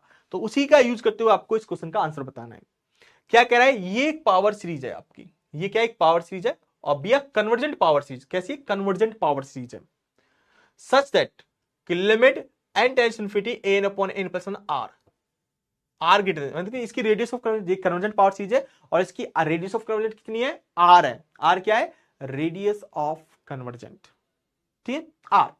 Late P be a, P आपका क्या है, एक be a polynomial of degree D, D degree का एक पॉलिनोमियल है। अब डी डिग्री का पॉलिनोमियल है यानी कि नॉन जीरो पॉलिनोमियल, क्योंकि जीरो पॉलिनोमियल की डिग्री डिफाइन नहीं होती, जीरो पॉलिनोमियल की डिग्री डिफाइन नहीं होती, इसका मतलब इसकी डिग्री डिफाइन कर रहा है वो, तो इसका मतलब नॉन जीरो पॉलिनोमियल है, नॉन जीरो पॉलिनोमियल है। Then the radius of convergence of the power series Pn An तो An से क्या कर मल्टीप्लाई कर दिया इसने, पावर सीरीज जो पहले थी इसमें क्या कर दिया, पॉलिनोमियल Pn से मल्टीप्लाई कर दिया, इज इक्वल टू, तो इसकी रेडियस ऑफ कन्वर्जेंस क्या रहेगी, सेम रहेगी भाई, सिंपल सा, जो आप कुछ लोग सोच रहे हो भूल जाओ, सेम रहेगी। तो इसकी आरओसी कितनी थी, radius of convergence R, capital R, तो इसकी आरओसी कितनी होगी, इसकी आरओसी कैपिटल आर ही रहेगी। तो ऑप्शन कौन सा ट्रू होगा, ए ऑप्शन ट्रू होगा। Is that clear everyone concept? तो इस टाइप का क्वेश्चन फ्रेम हो सकता है, और यहां पर आप अटक जाओगे, ऐसा लगेगा कितना खतरनाक क्वेश्चन पूछ लिया, लेकिन क्वेश्चन खतरनाक नहीं है, बड़ा सिंपल क्वेश्चन है। तो कैपिटल आर ही रहने वाला है, इज इट क्लियर? तो आर ना तो डी होगा, ना आर इंटू डी होगा, ना आर प्लस डी होगा, ठीक है। तो इस टाइप के क्वेश्चन आपको फ्रेम करने, मैं आपको एक क्वेश्चन और करा देता हूं, फिर मैं क्लास को खत्म करता हूं, क्योंकि पावर सीरीज में इतना ही है, ज्यादा डीप में नहीं जाना, जितना आपको आता है उतना करो, बस ये थोड़ा टर्म थी जो आपको याद रखनी थी। अच्छा, मुझे बताओ summation n z raised to the power n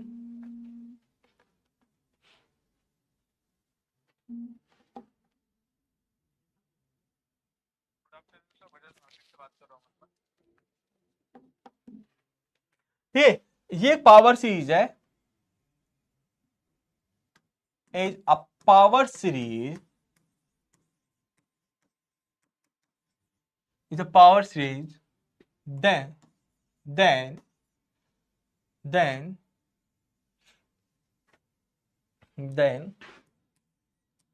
ROC of z raised to the power n h, आपको ये गिवन है, if this is a power series then radius of convergence of z की पावर n h क्या होगी, ठीक है, ये बताना। Option A 0, option B 1, option C infinity, 0 1,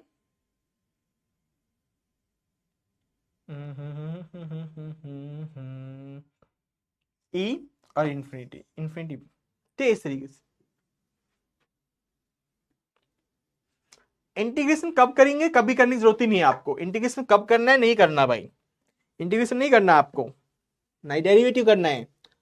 मैंने सिर्फ आपको बताया अगर कोई पावर सीरीज है और इंटीग्रेशन आपको पूछ रखा है, और आपको ऐसी पावर सीरीज दे दे, नई पावर सीरीज जिसमें डेरिवेटिव हो रखा है और इंटीग्रेशन हो रखा है, तब आप कह सकते हो कि पावर सीरीज सेम होगी, ठीक है।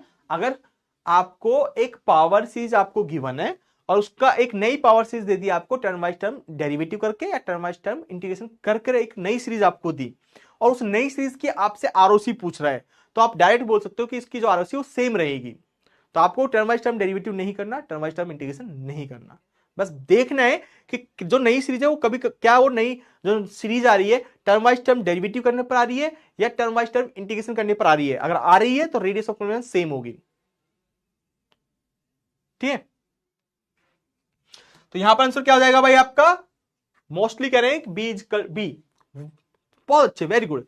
क्यों हो जाएगा बी, देखो ये जो पावर सीरीज है ये वाली, इसकी आर निकालो, आर रेडियस ऑफ कन्वर्जेंस कितनी होगी, एन कितना है यहां पर एन, तो एन कितना है एन, तो क्या होगी limit N tends to infinity, जो आपकी पुरानी पावर सीरीज है एन अपॉन एन प्लस 1, क्योंकि आप डायरेक्ट क्या निकाल रहे हो, आर निकाल रहे हैं, आर मतलब 1 अपॉन एल, तो यहां पर एन हो गया, ठीक है। तो एन कितना है, एन कितना भाई, एन एन है और ये एन प्लस 1 है, लिमिट, तो लिमिट इसको इधर लेके जाओगे तो 1/1 प्लस 1/n हो जाएगा। n टेंस टू इंफिनिटी करोगे, n टेंस टू इंफिनिटी तो 0 0 1, तो 1 आ गया। अब आपको क्या करोगे, ये जो पावर सीरीज है, ये भी अपने आप में पावर सीरीज है। यहां पर n कितना है, कांस्टेंट है 1। ये कब आएगा, अगर मैं इसमें इस जो पुरानी वाली पावर सीरीज है, अगर मैं इसमें pn से मल्टीप्लाई कर दूं, pn मतलब pn is equal to n, n से इस कोई पॉलिनोमियल है, n क्या है अपने आप में एक लीनियर पॉलिनोमियल, n में पॉलिनोमियल है n, pn is equal to n। अगर मैं इसको n से डिवाइड कर दूं, और n अपने आप में एक पॉलिनोमियल है, लीनियर पॉलिनोमियल, अगर मैं इसको n से डिवाइड कर दूं ये मिल जाएगी। तो इसका मतलब क्या है, जो इसकी आरओसी है वो आरओसी इसकी भी होगी, तो इसकी आरओसी 1 है इसकी, तो इसकी भी आरओसी कितनी आएगी, 1 आएगा, तो इसके अकॉर्डिंग बी ऑप्शन ट्रू हो जाएगा। तो ये थोड़ा सा आपको ध्यान रखना है, ठीक है।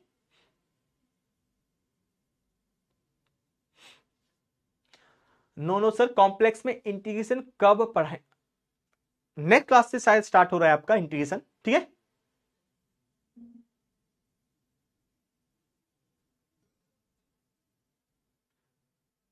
ठीक है, तो इंटीग्रेशन वाले क्वेश्चंस हम देखेंगे। तो ये चीज है सर, ये क्वेश्चंस करा दिया है, ये क्वेश्चंस कब करा दिया मैंने भाई आप लोगों को। तो power series I hope clear होगी कि आपकी कॉम्प्लेक्स मल्टीप्लिकेशन पावर सीरीज क्या होती है, रेडियस ऑफ कन्वर्जेंस क्या होती है, आई होप ये आपको क्लियर होगा, और रीजन ऑफ कन्वर्जेंस क्या होता है ये आपको क्लियर होगा यहाँ पर। एंड क्वेश्चंस हमने कर ही लिए, तो आई होप आपको क्लियर हो गया होगा कि पावर सीरीज से किस टाइप के क्वेश्चंस फ्रेम हो सकते हैं आपके सीयूटी पीजी के अंदर, ठीक है। चलिए नाउ यू कैन आस्क, जो भी आपको पूछना है यू कैन आस्क। होमवर्क यही रहेगा, रिवीजन कर लेना भाई, अच्छे से रिवीजन कर लेना, समझ लेना, प्लस आप पीवाईक्यू सॉल्व कर लेना, पीवाईक्यूज, ठीक है। आपको अच्छे से समझ में आ जाएगा किस टाइप के क्वेश्चंस हमें पूछे गए हैं और किस तरीके से आपको अटेम्प्ट करने हैं। तो कॉम्प्लेक्स में इंटीग्रेशन अभी जल्द स्टार्ट होने वाला है आपका, बहुत जल्दी स्टार्ट हो जाएगा, सो डोंट वरी, ठीक है, बहुत जल्दी स्टार्ट हो जाएगा।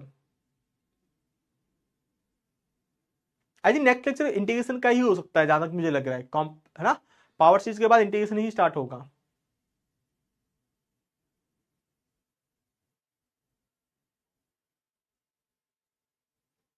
ठीक है, किसी को कुछ पूछना है you can ask, otherwise class को स्टॉप करते हैं भाई। थैंक यू भाई आप लोगों का भी बहुत बहुत।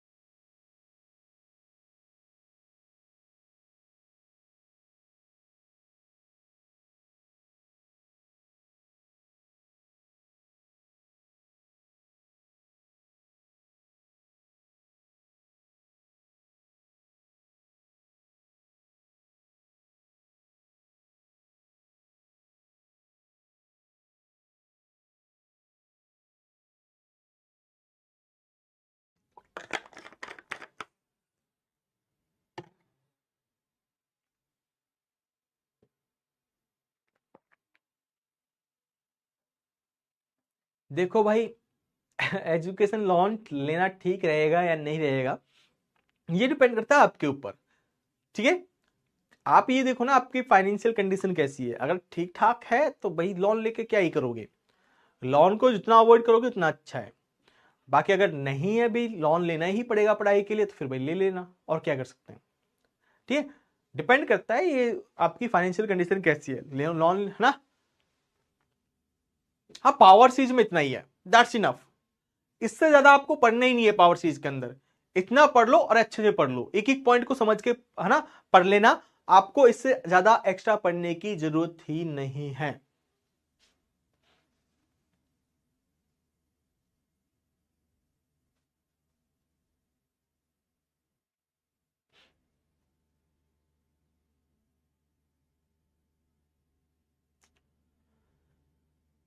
Is that clear everyone?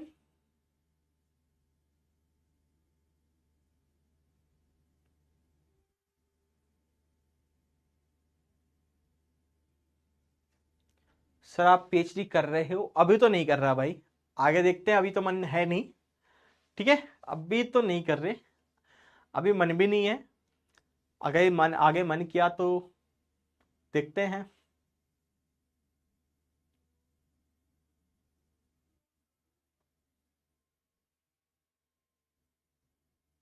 ठीक है, चलो। कोई और डाउट, कोई और क्वेरी आप लोगों की?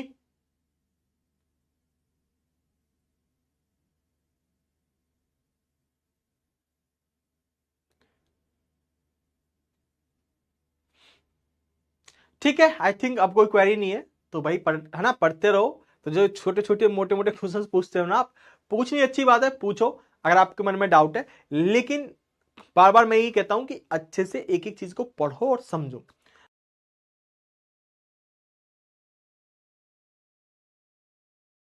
है ना, अगर आपको अभी ये चीजें प्रॉब्लम हो रही है, तो अगर आपको छोटी मोटी चीजें में प्रॉब्लम हो रही है, तो फिर आगे चल के बड़ी दिक्कत होंगी।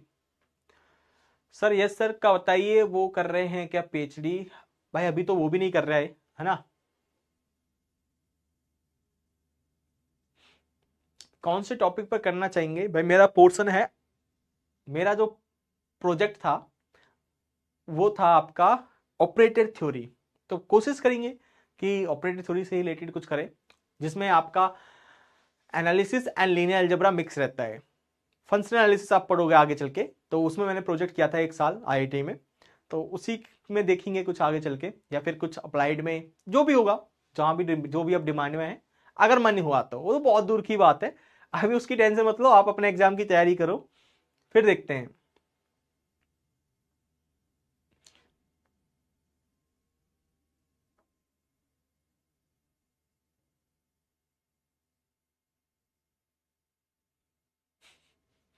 चलिए, जैसा आपको लगता है बड़ी अच्छी बात है, आई अप्रिशिएट। ठीक है भाई।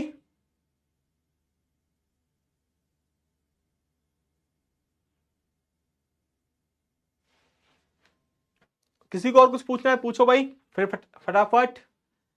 यस आदित्य राज। पर देखो मेरा मानना है कि हर स्टूडेंट्स की अलग अलग कैटेगराइज होती है, किसी को कोई बेस्ट लगता है, किसी को और कोई बेस्ट लगता है। बाकी अच्छी बात है, चलो जैसा भी आपको लगे, इसमें कोई दिक्कत नहीं है मुझे तो। सर तो डायरेक्ट आईआईटी से ही पीएचडी करेंगे? कोशिश तो यही है, पीएचडी करो तो अच्छी जगह से करो, नहीं तो फिर फायदा ही क्या पीएचडी करने का।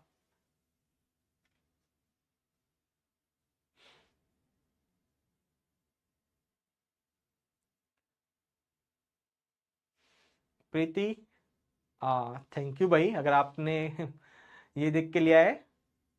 सर एमएससी रिसर्च प्रोजेक्ट होता है, एमएससी में रिसर्च प्रोजेक्ट हो मतलब रिसर्च प्रोजेक्ट होता है, आप बोल सकते हो उसको, मिनी रिसर्च बोल सकते हो, बट एक्चुअल में रिसर्च नहीं होता वो।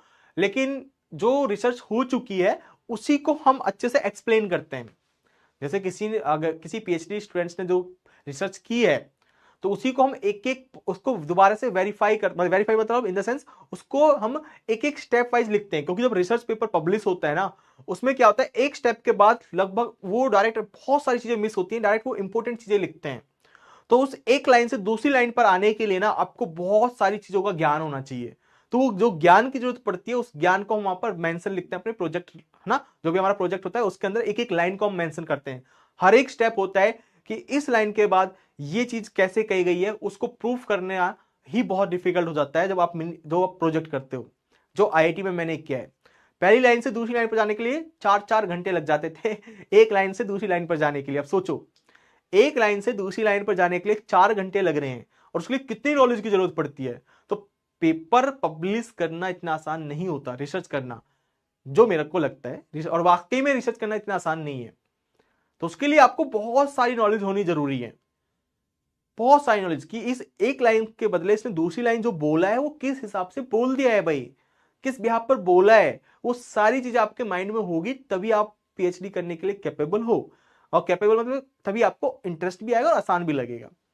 तो वो चीजें आप जब भी कहते हैं आईआईटी से आप करोगे, तो बहुत सारी चीजें आपको सीखने को मिलती हैं। सर पीएचडी में हमारे साथ ही ज्वाइन कर लेना आप भी। चलो भाई देखते हैं कि कब क्या मन करता है, बाकी तो मन के ऊपर है, अभी तो ठीक चल रहा है सब कुछ। Sir N cube upon 3h⁻n into z⁻n की रेडियस ऑफ कॉन्स क्या होगी? तुषार करो करो भाई आप सॉल्व। भाई एक जो क्वेश्चंस आप पूछते हो अच्छी बात है, पूछना चाहिए। तो आप जो पूछ रहे हो N cube 3h⁻n, I hope ये पूछ रहे हो आप, है ना? इसकी आरओसी निकालो, करके देखो, बड़ा सिंपल है, हो जाएगा। आप कौन सा, आप जो भी आपका मन करे आप कर लो। देखो इसमें अगर मैं n/n+1 डायरेक्ट में फॉर्मूला अप्लाई कर रहा हूं रेडियस का, लिमिट एंड टेंशन फ्री, ये रेडियस का फॉर्मूला r के इक्वल होता है, ठीक है, this is equal to r। तो ये क्या होगा, n कितना है, n³ 3h⁻n एंड अपॉन में n+1, तो अपॉन में n+1 करोगे तो n+1 का क्यूब, और ये आपने पढ़ा होगा ना 3n+1, ये सारी चीजें आपने रियल में पढ़ा होगा, वही चीज है। इस तरीके से करो, लिमिट अप्लाई कर दो। क्या है इसमें, n³ ये, तो इस n³ को अंदर ले जाओ, 3n इसको इस तरीके से लिख सकते हो, 3n इंटू में 3n से 3n कैंसिल आउट, 3 लिमिट, और n³ अंदर लेके जाओगे n आएगा 1 + 1/n का क्यूब बन जाएगा, n tends to infinity apply कर दो, इंफिनिटी 3। इसमें क्या प्रॉब्लम है, 3 बनेगा, और वैसे भी शॉर्टकट मेथड है।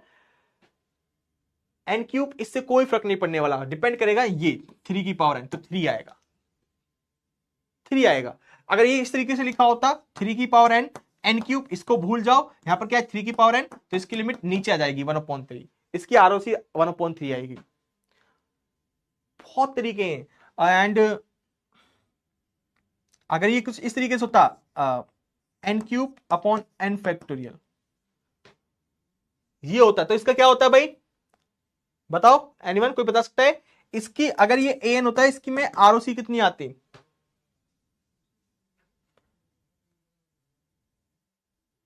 क्या आती, इंफिनिटी। और ये ऐसे होता, ये देखो ये सारी चीजें प्रैक्टिस से आती हैं। n³ तो यहां पर क्या आता है 0, आरओसी बता रहा हूं मैं, ठीक है, आरओसी बता रहा हूं मैं। कभी आपको सर इसकी लिमिट कैसे आ रही है, लिमिट नहीं, इसकी इसमें आरओसी बता रहा हूं। इस केस में जो r आएगा वो इंफिनिटी आएगा, इस केस में जो r आएगा वो 0 आएगा, इस केस में जो r आएगा वो 1/3 आएगा, इस केस में जो r आएगा वो 3 आएगा। यू कैन डू इट, ठीक है, बड़े सिंपल क्वेश्चन है। प्रैक्टिस जितनी आप प्रैक्टिस करोगे उतना अच्छा है। और यहां पर ट्रिक क्या है, देखो ट्रिक क्या है, n³ है, n की पावर में चाहे कुछ भी हो उससे कोई फर्क नहीं पड़ेगा आरओसी पर। यहां पर 3n है, अब इससे फर्क पड़ेगा, तो ये 3n नीचे है तो ऊपर 3 आ जाएगा सिर्फ। यहां पर ये n³ इससे कोई फर्क नहीं पड़ेगा, 3n न्यूमरेटर में तो रेडियस क्या आएगी 1/3, यहां पर फैक्टोरियल डिनोमिनेटर में तो हमेशा क्या आएगा इंफिनिटी, और यहां पर n फैक्टोरियल यहां पर है तो यहां से क्या आएगा 0, हमेशा 0 आएगी। अगर रटना नहीं है, ये बहुत दिमाग लगा के जब आप करोगे तभी आपको कंसेप्ट समझना होगा यहां पर, ठीक है, तभी आपको समझ में आएगा। तो बाकी रटना नहीं है भाई, दिमाग लगा के ही पढ़ना, आपको समझ में आएगा जब भी आप रटने लगो। चलो बहुत बातें हो गई, लास्ट भाई कुछ प्रॉपर ढंग का पूछना है पूछो, बाकी चीजें तो बातें तो हम बाद में भी करते रहेंगे, ठीक है। कोई और डाउट हो? सर मेरा डाउट, अमित कुमार क्या डाउट है भाई, डाउट प्लीज मेंशन क्या करो बार बार, है ना, जो भी हो।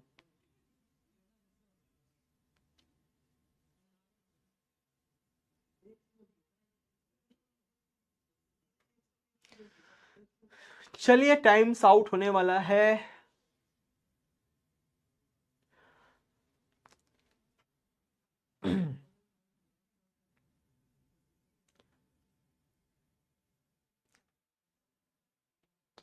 सर कितने क्वेश्चंस करने काफी होंगे सीयूटी के लिए? देखो ऐसा तो कुछ स्पेसिफिक है ना, वो है नहीं कि भाई इतने क्वेश्चन करने से हो जाएगा, जितने कर पाते उतने करो, जितना जब तक आपको कॉन्फिडेंस ना मिल जाए कि अब ये मेरा टॉपिक तैयार हो चुका है, तब तक आप क्वेश्चन प्रैक्टिस करो, ठीक है। जब आपको कॉन्फिडेंस हो जाए कि नहीं अब तो कैसा भी क्वेश्चन आ जाए इस टॉपिक से, मैं इस क्वेश्चन को अटेम्प्ट, इस टॉपिक से क्वेश्चन अटेम्प्ट कर ही लूंगा, देन मतलब अब आपकी तैयारी अच्छी हो चुकी है। अगर आपको डाउट है, आपने कोई टॉपिक पढ़ा और आपको अगर क्वेश्चन घुमा दिया तो आपसे क्वेश्चन नहीं होगा, इट मीन्स फिर आपकी तैयारी में कुछ ना कुछ कमी है। तो आपको मोर और ज्यादा क्वेश्चन करने की और ज्यादा क्वेश्चन प्रैक्टिस करने चाहिए, डिफरेंट डिफरेंट है ना, डिफरेंट डिफरेंट तरीके से सोचना चाहिए। तो ये चीज है। तो ऐसा कोई तरीका नहीं होता कि जो आपको जस्टिफाई कर सके कि इतने ही क्वेश्चंस अटेम्प्ट करने से आपका टॉपिक तैयार हो गया, ऐसा कुछ नहीं है। मतलब कहां से करोगे भाई, सीयूटी पीजी के पीवाईक्यूज ही सॉल्व करो इस टाइम, और अदर अदर यूनिवर्सिटी के आप एग्जाम को कर सकते हो, क्योंकि 4 साल पहले डीयू का अलग एग्जाम होता था, बीएचयू का अलग एग्जाम होता था, हैदराबाद यूनिवर्सिटी का अलग एग्जाम होता था, जामिया मिलिया इस्लामिया का अलग एग्जाम होता था, जेएनयू का अलग एग्जाम होता था। तो इन एग्जाम को आप उनकी साइट पर जाके पेपर बहुत है ना मिल जाएंगे आपको, उनकी साइट पर जाओ, पर्टिकुलर साइट पर, वहां से पेपर डाउनलोड कर लो प्रीवियस के, तो उनको भी तैयारी करो। तो ऐसे कर सकते हो आप। बाकी 21, 22, 23, 24 ये 4 साल में बार बार कह रहा हूं, ये तो करके जाने ही है आपको, और अपने सिलेबस के अकॉर्डिंग।